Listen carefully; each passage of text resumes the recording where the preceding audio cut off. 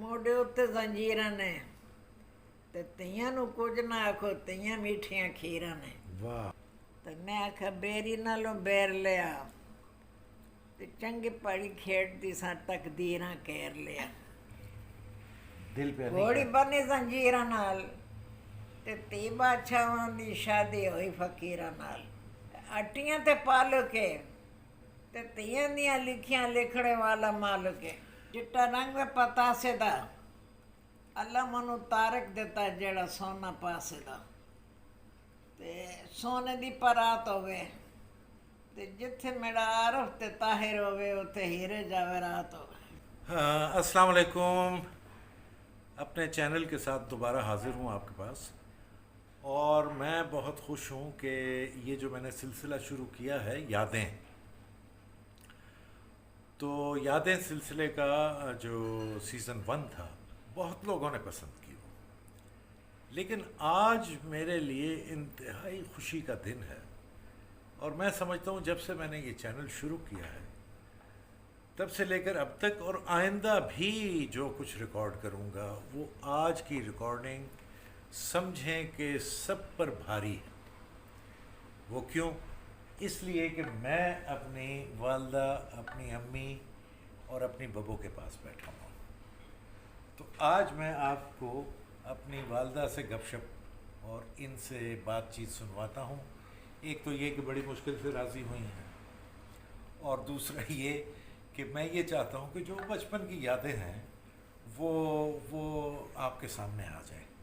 ठीक है? अच्छा, अब मेरे लिए मुश्किल है बहुत बड़ी। मुश्किल ये है कि दुनिया भर में लोग अपनी अम्मी को आप कहकर बुलाते हैं, लेकिन मैं तो अपनी अम्मी को तुम कहकर बुलाता हूँ। तो अब मैं तो तुम करके बात करूँगा, नंबर 1। नंबर 2, ये इंटरव्यू जो है हिंदको में चलेगा। हिंदको मेरी मादरी ज़ुबान है, मेरी वालदा की भी ज़ुबान है, लेकिन आप ये न समझें कि मेरी वालदा को सिर्फ हिंदको आती है। मेरी वालदा को पश्तो भी आती है, मेरी वालदा उर्दू भी बहुत अच्छी बोलती हैं, और आजकल तो अंग्रेज़ी भी बहुत बोलने लगी हैं। इनके जो नवासे नवासियाँ हैं और जो पोते पोतियाँ हैं, वो आजकल के बच्चे वो अपनी बातचीत में अंग्रेज़ी के लफ्ज़ डालते हैं और ये सीख जाती हैं, और फिर ये उसको अप्लाई भी करती हैं माशाल्लाह। जैसे कि बहुत सारे लफ्ज़ हैं। केड़े केड़े लफ्ज़ हैं बाबू? टेंशन। अच्छा, दूसरा ये कि वेट नहीं किया मेरा है। अब बोलती हूँ ना, क्या कर। अच्छा चल, मैं तेरे नाल सवाल करना हूँ ना बाबू। इस तरह दस के एक नौशहरा साढ़ा गिराम है माशाल्लाह, बिल्कुल पार नौशहरा। पार नौशहरा इधर तो छावनी है ना, दरिया सी। हाँ, ते दरिया सी उधर पार नौशहरा। पार नौशहरा। तो उत्थे असी मेरा ख्याल है पता नहीं सदियां सी पे रहने। साढ़े मेरे प्यो दादे तुसी मेरे प्यो दादे जमाने तो रहने पाया ना। हाँ, ते साड़ी जुबान है इनको भी। हाँ है। नौशहरे बार पुख्तो भी बोली जाती है। बिल्कुल। अच्छा, के पे तू दसती है तेरा दादा की? मेरा दादा ते मेरा नाना जड़न दोवें नौशहरे दे। अच्छा। लेकिन दादा मेरा जड़ा तो बंबई दे नाल तजारत करता है, ते मेरा नाना काबुल बुखारे नाल करता है। अच्छा। काबुल विच। अच्छा। तो मेरा नाना दफन है इस वेले मज़ार शरीफ विच, काबुल मज़ार शरीफ विच। अच्छा। तो मेरे नाना भी अमीर आदमी है या बहुत। अच्छा। तो मेरा दादा भी। अच्छा। लेकिन मेरा अमीन मामा मियाँ आखदा है कि साडा नाना जड़ा साडे दादे कोलों ज़्यादा अमीर आया। अच्छा। तो मेरे नाने दी औलाद दादा बंबई नाल कम करता है? बंबई नाल। किस शहर दा? तजारत करता है उसने। किस शहर दी? ये हुण मैनूं नहीं पता, लेकिन कुछ तो तजारत करते हैं। तेरा दादा ते नाना जड़ा वो बुखारे नाल कर रहा है। मामा मी क्या है कि नाना ज़्यादा अमीर है? नाना ज़्यादा अमीर है दादे कोलों। अच्छा। नाना अमीर है तो मेरे नाने दे 2 बेटियां या मेरी माँ ते मेरी मासी। हाँ, बस 2। हाँ। ओदा पुत्र नहीं आया। हाँ। ते है अमीर। हाँ। मेरी माँ ते मेरी मासी दी शादी हो गई तो वो नौशहरे आया, मनो नाना याद है।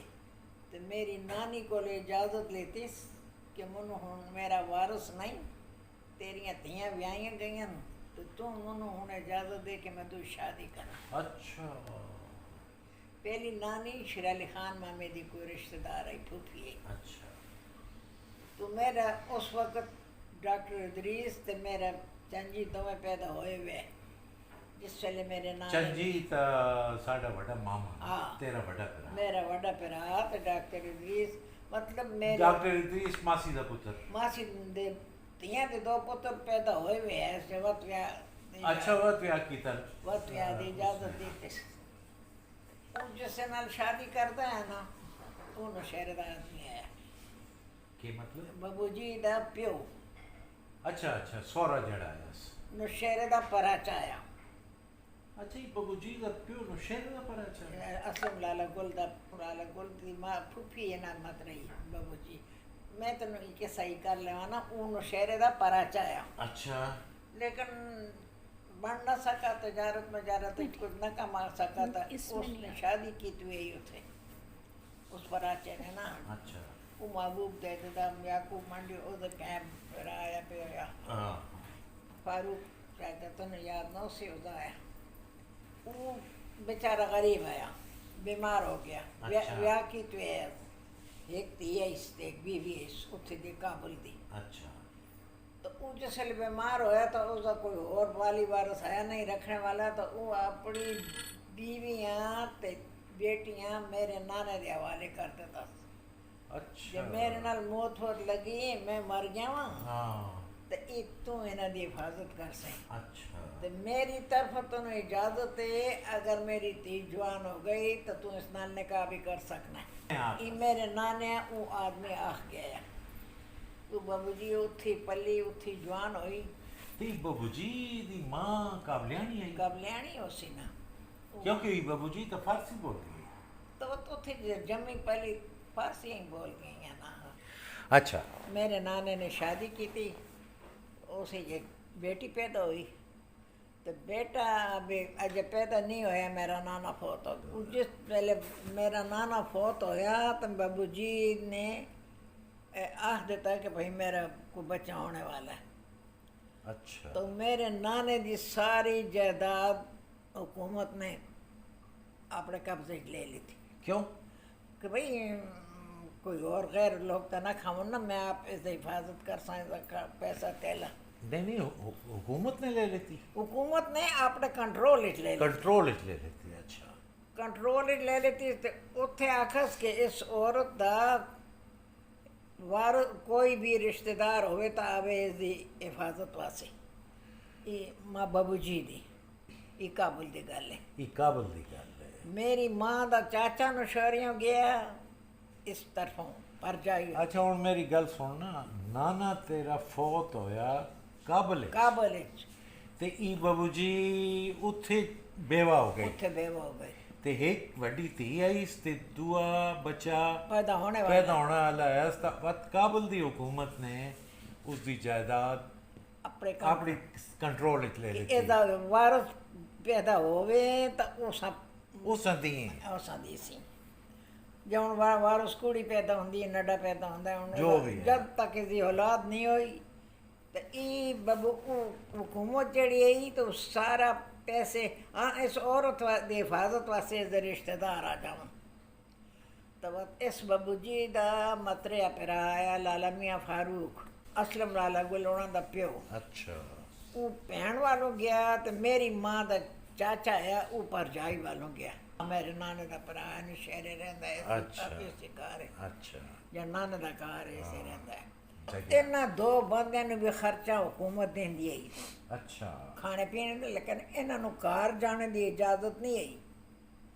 ਵੱਖਰੇ ਵੱਖਰੇ ਰਹਿੰਦੇ ਆ ਕਿਸੇ ਘਰ ਕੁਆਟਰਾਂ ਮੈਟਰ ਬਾਬੂ ਜੀ ਦੇ ਘਰ ਦੇ ਅੰਦਰ ਕੋਈ ਨਹੀਂ ਰਹਿੰਦਾ ਹੈ। अच्छा बाबा- कि उसा किधर पसरा ना लेवा ਹਾਂ ਉਹ ਸਭ ਕੁਝ ਕਰ ਮਤਲਬ तई नाना तेरा जड़ा है बबू ਬਹੁਤ ਵੱਡਾ ਆਦਮੀ ਹੈ ਆਦਨ ਬਹੁਤ ਅਮੀਰ ਆਇਆ ਨਾ अमीर से अलावा कुछ सरकारी उसे चाया ਇਹ ਮੈਨੂੰ ਨਹੀਂ ਪਤਾ हाँ ਆਪਣੀ ਕੋਲ ਆਪਣੀ ਦੌਲਤ ਬਹੁਤ ਹੈ ਇਸ ਨੂੰ दौलत ताइस मैं आखा को वजीर कबीर आया वजीर कबीर तो नहीं है मेरे बाप दा प्यो दादे तो अमीर आया पिछों अच्छा मेरा जड़ा दादा है वो खुद उसने कमाया है, तो मेरा नाना जड़ा है वो जदी पुश्ती अमीर है। अच्छा अच्छा अच्छा अच्छा चल हुण मैं तैनूं अगे लियाना वा ना, हाँ तू मुझे ही दस बबो कि माशाल्लाह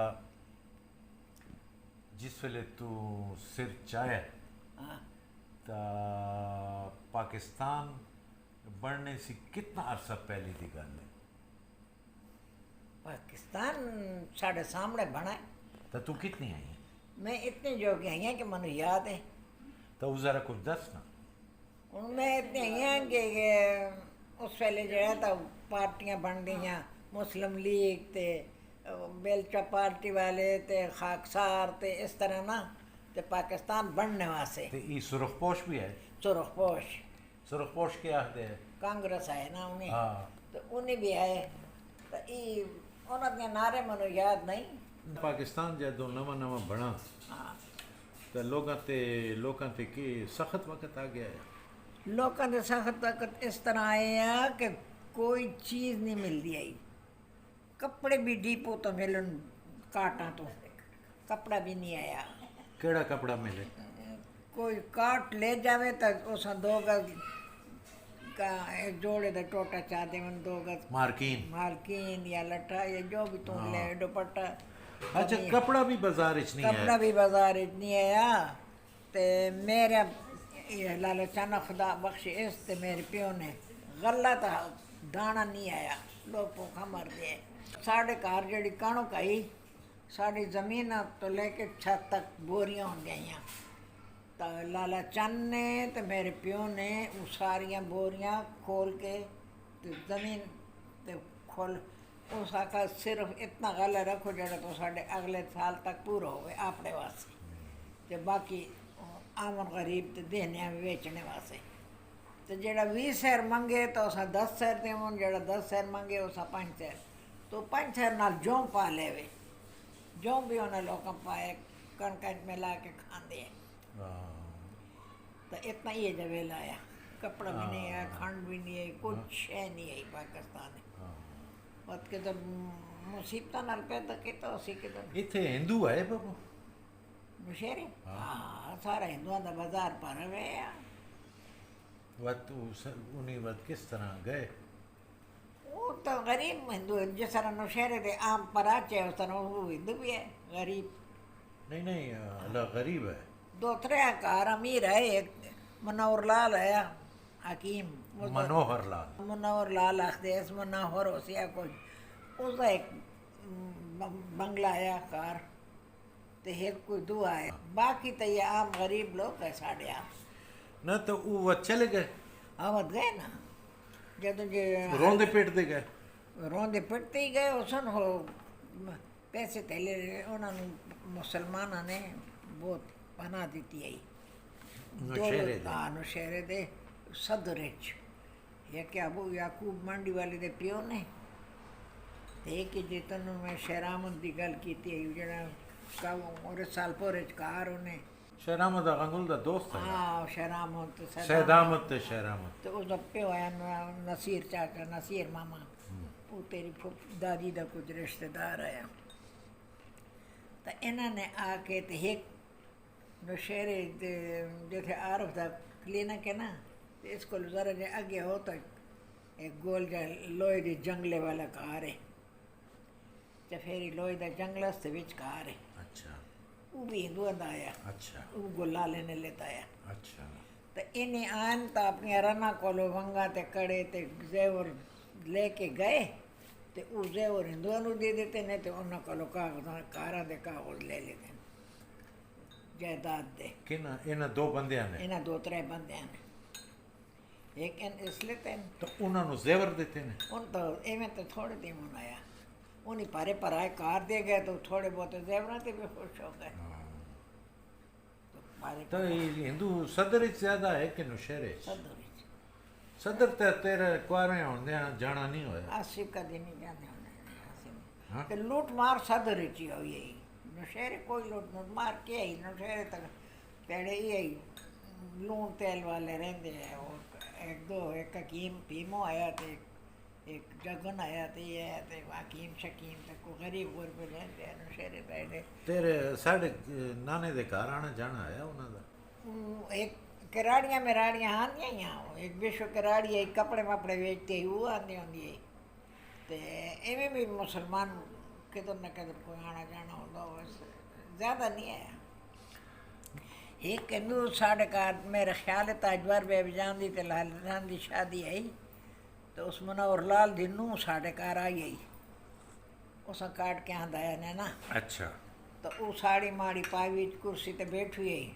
अच्छा तो उस आंदे हिंदू आंदे उतो खाना आया थाल बन गया हिंदुआं दे होटल तो अच्छा अलहदा उस से खाना आया तो उसने तो ਉਹ ਘਰ ਦਾ ਖਾਣਾ ਨਹੀਂ ਖਾਂਦੀ ਹੈ तो सारे मुसलमाना तक खाने ना खावे हैं ਮੁਸਲਮਾਨ ਵੀ ਉਹਨਾਂ ਦਾ ਨਹੀਂ ਖਾਂਦੇ ਹੈ मुसलमान तो खाते हैं ਅਲੱਗ ਖਾਂਦੇ ਹੈ मुसलमान तो उन्होंने गलियां पकौड़े शाय उस खान और उन्होंने क्या है एक दूध दही वाला उन्होंने वखरा आया डलियां पकौड़े तो साढ़े मेरी अपनी उस्ताद मंगाती है साढ़े को बड़े सोहने होंगे ते सब्जी उन्हें मुसलमाना दी लेंदे उन्होंने खेत बाड़ियाँ नहीं है जमीन जायदादा नहीं है ਤਾਂ ਉਹਨੇ ਮੁਸਲਮਾਨਾਂ ਦਾ ਪੱਕਾ ਨਹੀਂ ਖਾਂਦੇ ਹੈ पक्का है ਮਤਲਬ ਇਹ ਇਸ ਵਾਸਤੇ ਜੇ ਹਿੰਦੂ ਜੇ ਆਈ ਨੂੰ ਉਹਨਾਂ ਦੀ हाँ ना साढ़े घर का ਤੇ पक्का ਘਰ ਦਾ ਪੱਕਾ ਉਸਨੇ ਨਾ ਖਾਦਾ उस से हिंदुआ के होटल तो खाना है